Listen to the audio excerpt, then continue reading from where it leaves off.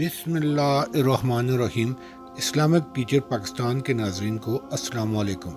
آج ناظرین آپ کو قرآن پاک کے تیسرے سپارہ کی 6 آیات پر مبنی سورۃ القدر کے وظیفے کے فوائد بتانے ہیں۔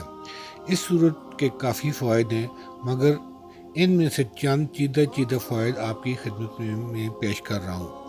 سورۃ القدر کے وظیفے کے فوائد: نمبر 1، معدہ اگر آپ کا کمزور ہو گیا ہے تو سورۃ القدر کو 11 مرتبہ پڑھ کر پانی پر دم کر کے خود بھی پئیں یا مریض کو پلائیں۔ دن میں 3 مرتبہ دم کیا ہوا پانی پلائیں۔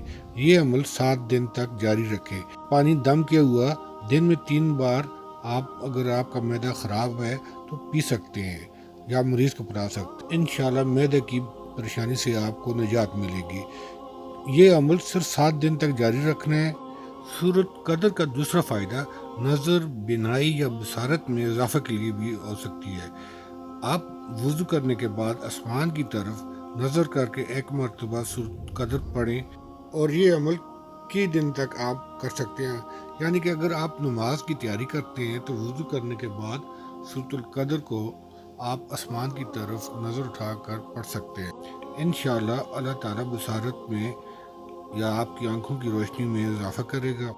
سورۃ قدر کا تیسرا فائدہ: اگر سورۃ قدر کے ساتھ سورۃ علم نشرہ، ہر جمعہ کی نماز کے بعد یہ دونوں صورتیں 11 بار، یعنی سورۃ قدر بھی 11 بار اور سورۃ علم نشرہ بھی 11 بار پڑھنے سے شوگر، ہارٹ اٹیک اور دیگر بیماری سے آپ کو نجات ملے گی۔ امید ہے کہ آپ کو میری ویڈیو پسند آئی ہوگی۔